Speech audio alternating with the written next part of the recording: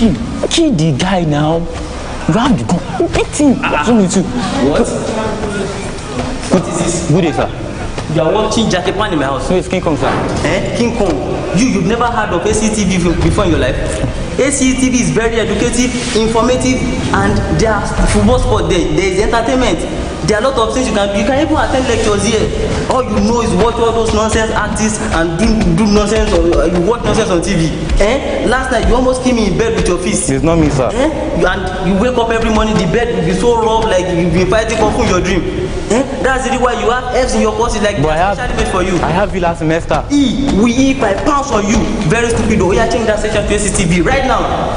And oh God, the baby wants to have the first born. Stupid boy. Arise and shine.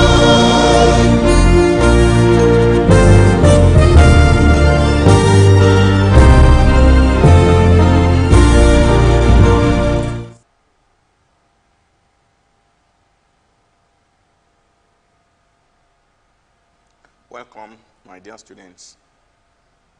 Good afternoon. I'm also welcoming you to the online lecture series put up by the college as academic palliative for you.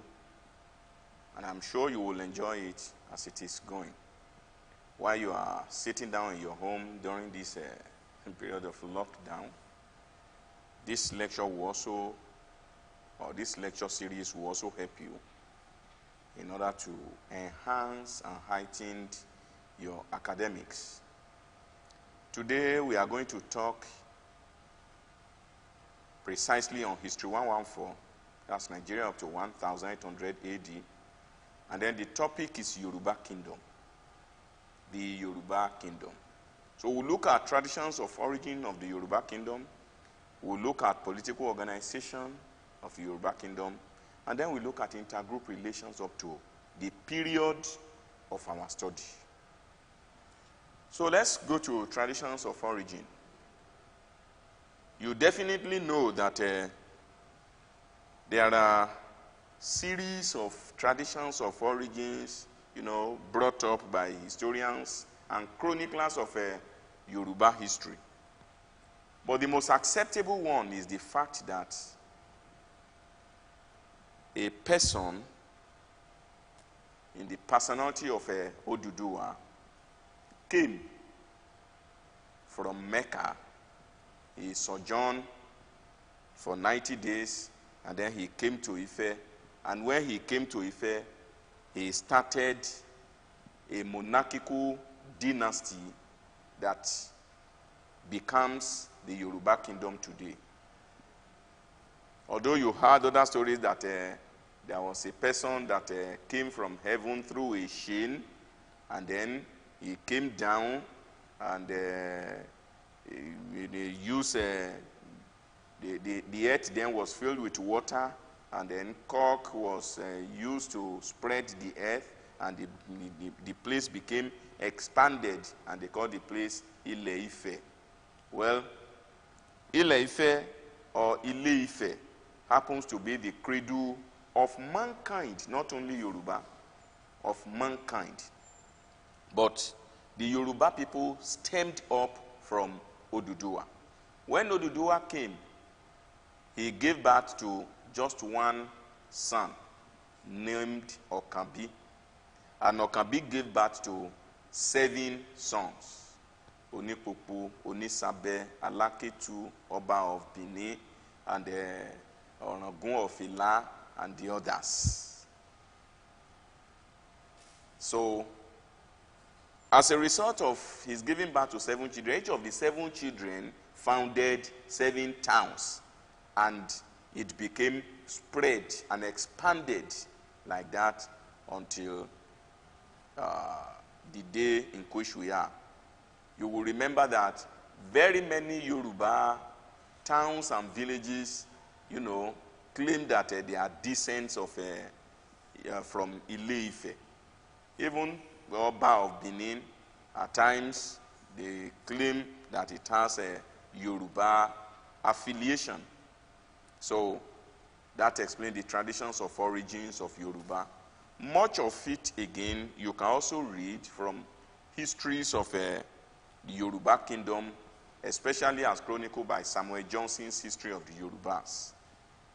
You can also read books. You know, I gave you some books the other time, about 10 or 11 books that I, gave you that you can find to read. So as you hear this lecture, you read also more about it. So the traditions of Yorubas notwithstanding, let's go to political organization of the Yoruba kingdom.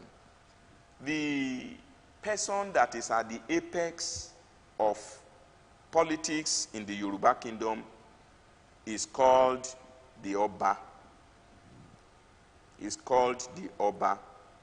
The Oba had the power of life and death, and he's being referred to as Alashe Ekeji Orisha.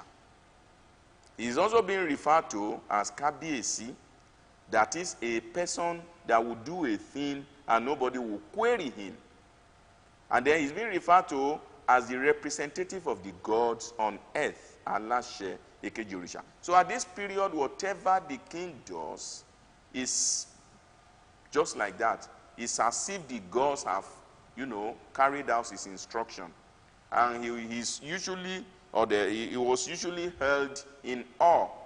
They gave a lot of respect. The position bestowed on him a lot of respect, a lot of things.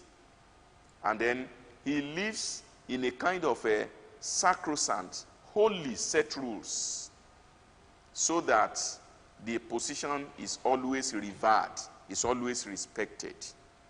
He is the head of all the institutions in Yoruba land.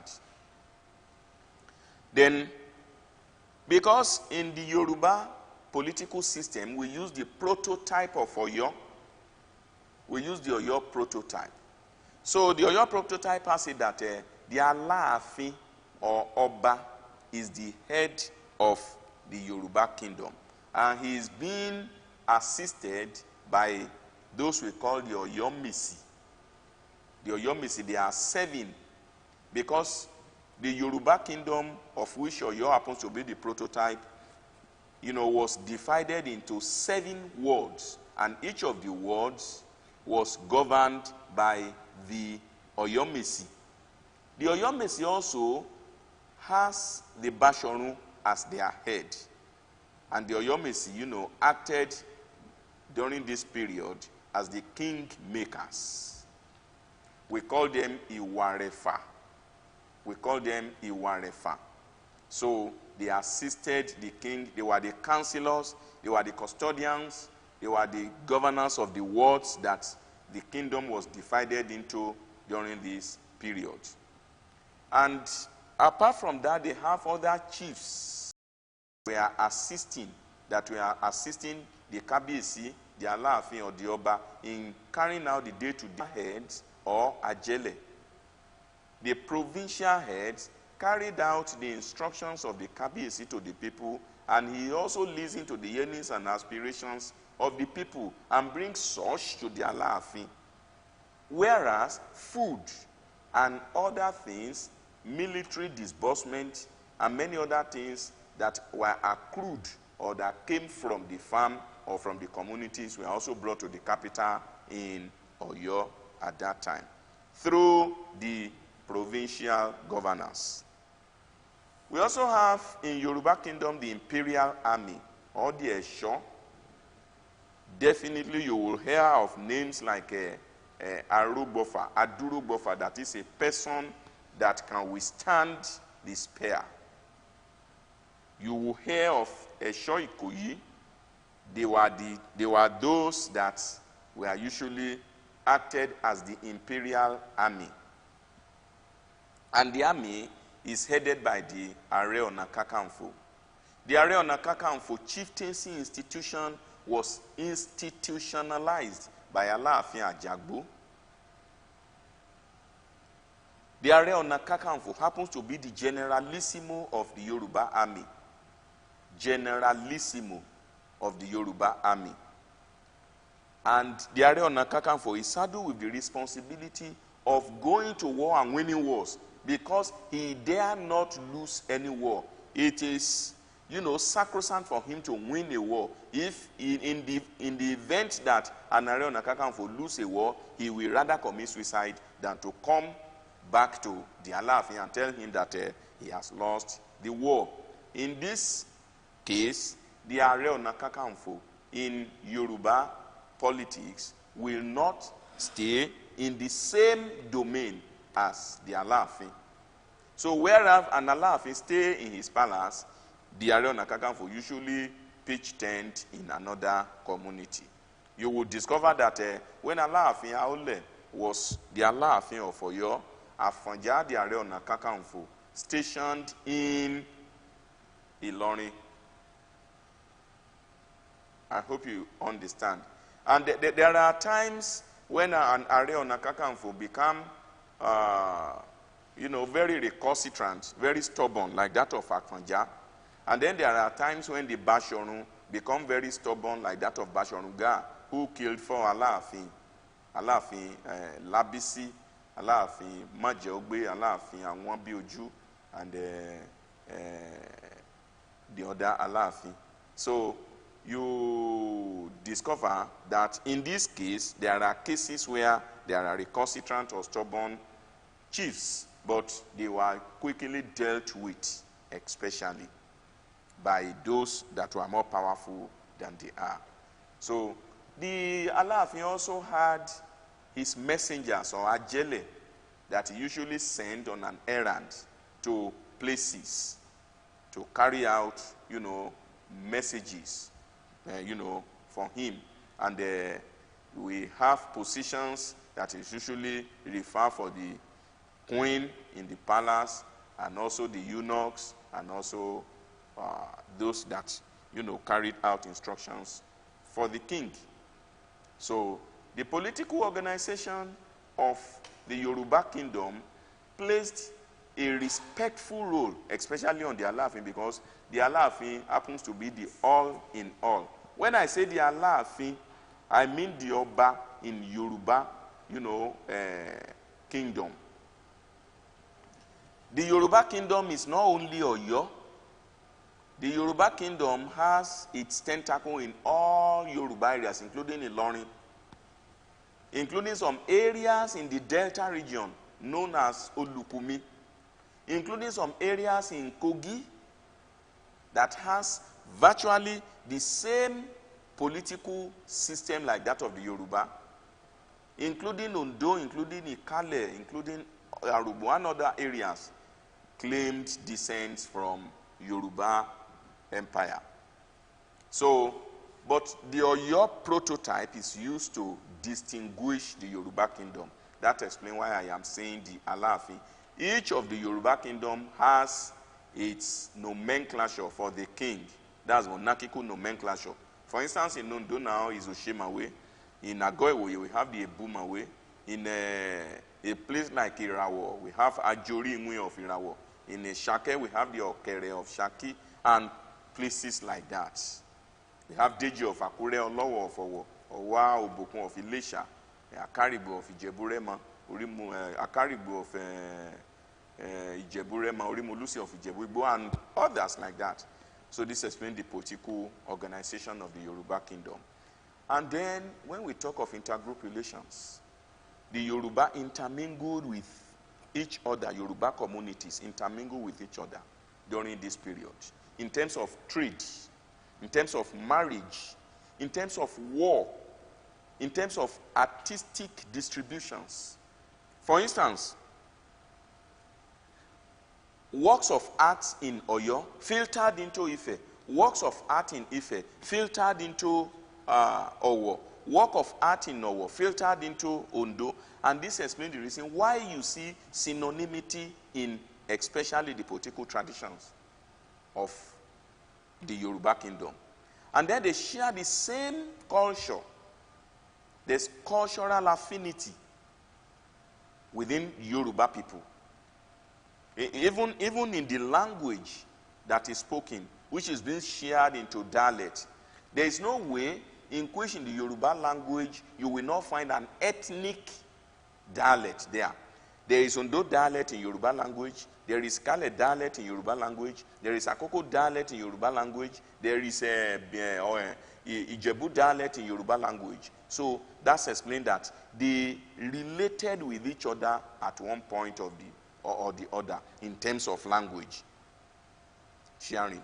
In terms of trade, you will discover that there are Sahel, or there is a Sahel savanna in Oyo Oke-Ogun area, where the topography of the place it on them that they don't have deciduous forest. So when there is no deciduous forest, forest good like cash crops cannot be cultivated there. So timber, cocoa, rubber, and others could be cultivated in the southern Yoruba land here, like Ondo, like Ife, like Ekiti. And then crops like yam, crops like groundnut could also be, cultivated in Oyo Oke-Ogun and the Yagba countries in Akoko and some of Ekiti. Whereas, even in the riverine areas, from the creeks, Agbadarigi, Badagry, Ekpe, Isheri, Ikorodu, then Ijebu Abigi waterside, down to Atijere, down to Itebu Manua, from Itebu Manua down to Igbokoda, and then from Igbokoda down to the creek, to the Delta region, Escavos, and you get to the Shekiri, from Shekiri to the Olukumi area. And all these places, there are fishing communities there. So what I'm saying is that Yoruba communities traded with each other, and especially when the system of trading was trade by barter. So those that have yam, that are living in upland, can go to a market where those in the riverine area will bring aquatic animal like shrimps, like fishes, and where they will exchange. And when cocoa was, brought to Nigeria by Swiss Bamego at that time, because it was brought to Ghana by Tete Kwashi, but to Nigeria by Swiss Bamego, it became a cash crop. And then, as a cash crop, even with the rubber, they traded not on barter system now, but in terms of monetary system when they are using cowries. So they traded with each other, especially during this period. So this brought about intergroup relations. Intergroup relations. It was as a result of this intergroup relation that brought about intermarriages. An Ife man can marry an Ondo lady. An Ijebu lady can marry an Ekpe man. So family affinity, contiguity, usually happens, especially during that time. What of war? As a result of war, for instance, between 1821, when there was the Owu War between some people and Ife, and then 1896, when there was the Anglo-Yoruba Peace Pact brought up by the British, series of internecine wars were fought. Don't forget that the transatlantic slave trade also featured where there are wars. So prisoners of wars were taken. For instance, an Ondo man could be taken as prisoners of war by an Ijebu person. Or an Ondo man can take an Abeokuta person as prisoners of war. So as a result of this, culture became interwoven. It became interwoven. So all this brought about intergroup relations in Yoruba land. Remember I told you war and diplomacy, trade, languages, cultural diffusion, work of arts brought about intergroup relation, especially up to 1800 during this period. So it was as a result of this that peaceful coexistence thrived in the Yoruba kingdom during this period, to such an extent that the kingdom had survived many odds and many evens. Many odds and many even up to this day. To such an extent that even when the European came and then the European went away, the Yoruba kingdom still survived up to this end. So you try as much as possible, like I usually tell you, please make sure to watch the video, collate or draw your questions, especially on areas where you do not understand. Because in Yoruba kingdom, there are some that claim they are not from Oduduwa. Yes, because there had been communities in Ife before the coming of Oduduwa. If you hear those that call themselves the Owa people, they say they are not from Oduduwa. The Olofin, they say they are not from Oduduwa. You will discover that one of their Oriki, one of their panegyric, shows that they moved away when Oduduwa came, and then they went and founded another place in Lagos area. And then they said they moved, they paddled a canoe to where they sojourn today. That explains the reason why they were being given this panegyric, Oma Kafi Akpawa, Kafi Ajawa, Kafi Gidi Owo Wakodele Isheri. So it shows that they used the paddle, and at a time the paddle got broken and they started using their hands to paddle their canoe until they got to where they were sojourning. And then those in Idanre, those in Oba, they said they are not from it. They said they are from the Olofin and they call themselves Owa. But whether they are from Owa or they are from Oduduwa, they also joined in Ife at a particular time. And at a time when Oduduwa came and gave birth to Okambi, and Okambi gave birth to 7 children, these 7 children founded 7 towns, and these 7 towns founded more towns and communities which become Yoruba land up to this present moment. And it is on this euphoria that Yoruba citizens, that Yoruba indigenes are basking, thriving in that kind of political settings and traditions of origin. Even the Ugbo that are saying that, that were saying that they came out of Ife as a result of something. They had sojourned in Ife at a particular time. It was the coming of Oduduwa that unsettled the situation that makes some to go. Whether we like it or not, there will always be expansion. Communities will move from another community to found another community. But that does not necessarily mean that they are not part of that community. That explains the situation of Yoruba land. Every community in Yoruba land share affinity with the Yoruba kingdom's setting, traditions of origin, political organization, and intergroup relations up to 1800. I want to thank you for listening to the lecture. Please collate your questions and then observe the rules of this lockdown very well. Bad disease will not be our lot, and God will heal the world generally. Thank you. Finish him. Kill the guy now. Grab the gun. Beat him. What? What is this? Good day, sir. You are watching Jackie Pan in my house. No, it's King Kong, sir. King Kong. You've never heard of ACTV before in your life? ACTV is very educative, informative, and there are football sport there. There is entertainment. There are a lot of things you can even attend lectures here.